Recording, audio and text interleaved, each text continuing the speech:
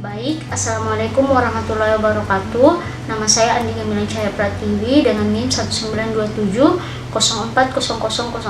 Nah, di sini saya akan menyampaikan implementasi problem based learning dalam pembelajaran. Baiklah, berikut video saya. Assalamualaikum warahmatullahi wabarakatuh. Apa kabar murid-murid sekalian? Apakah semuanya dalam keadaan sehat walafiat? Nah, sebelum kita memulai pelajaran, mari kita berdoa terlebih dahulu. Sebelum pembelajaran dimulai, Ibu mau menyampaikan agar dalam pembelajaran kedepannya kita belajar dengan lancar dan juga tidak ada kegaduhan dalam kelas ini. Nah, judul materi hari ini yang akan Ibu sampaikan ialah mengenai kesehatan dan keselamatan kerja. Apa pengertian K3 itu sendiri, apa tujuan dan apa fungsinya. Nah, sebelum kita memulai pelajaran, Ibu akan menyampaikan tujuan pembelajaran terlebih dahulu. Nah, yang pertama itu melalui proses mencari informasi, menanya, berdiskusi, dan presentasi peserta didik diharapkan dapat menjelaskan pengertian dan norma keselamatan dan kesehatan kerja. Nah, yang kedua, melalui proses mencari informasi, menanya dan berdiskusi, dan presentasi, peserta didik diharapkan dapat menyebutkan tujuan keselamatan dan kesehatan kerja.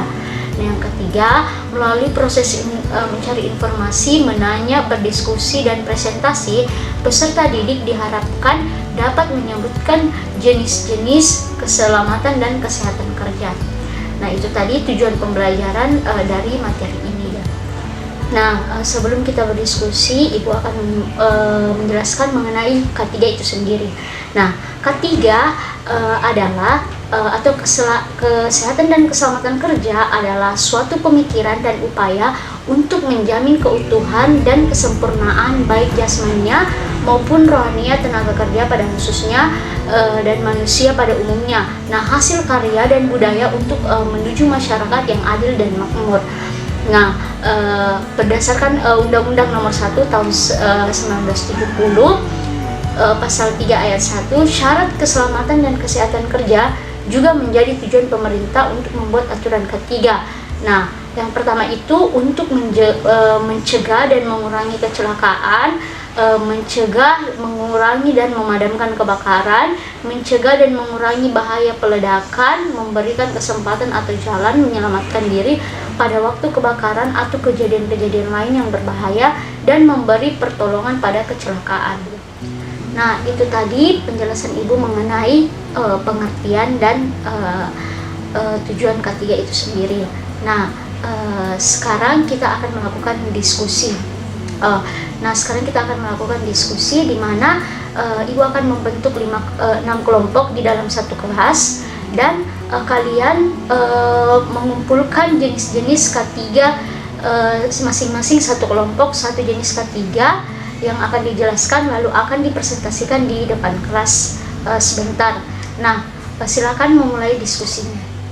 Nah, untuk mengetahui lebih jelas mengenai apa saja jenis K3, silahkan masing-masing kelompok mencari informasi melalui internet. Nah, di dalam satu kelompok itu hanya satu perwakilan yang boleh memegang HP dan mencari informasi di internet. Nah, silakan bekerja.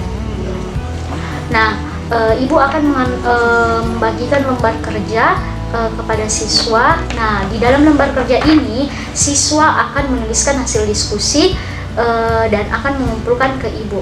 Oke, berikut lembar kerjanya. Nah, setelah diskusi kalian selesai, silakan perwakilan kelompok maju ke depan untuk mempresentasikan hasil diskusinya. Nah, diskusi telah selesai dari kelompok 1 sampai kelompok 6. Nah, setelah diskusi ini selesai, kita akan saling menanggapi jawaban dari masing-masing kelompok. Nah, kelompok 1 silakan membuat pertanyaan untuk kelompok 2 dan kelompok-kelompok lainnya, begitu juga sebaliknya. Nah, kita tiba di akhir pembelajaran, di mana siswa telah berdiskusi, saling menanggapi, dan kemudian Ibu akan menyampaikan kesimpulan dari proses pembelajaran ini.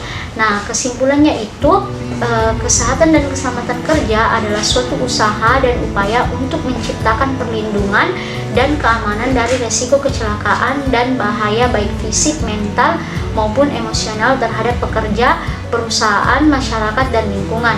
Jadi kesehatan dan keselamatan kerja tidak tidak melulu berkaitan dengan masalah fisik pekerja, tetapi juga mental, psikologis, dan emosional. Nah, demikian pembelajaran hari ini. Ada baiknya kita mengucapkan alhamdulillah, dan sekian dari penjelasan Ibu dan semua kegiatan pembelajarannya tadi. Assalamualaikum warahmatullahi wabarakatuh.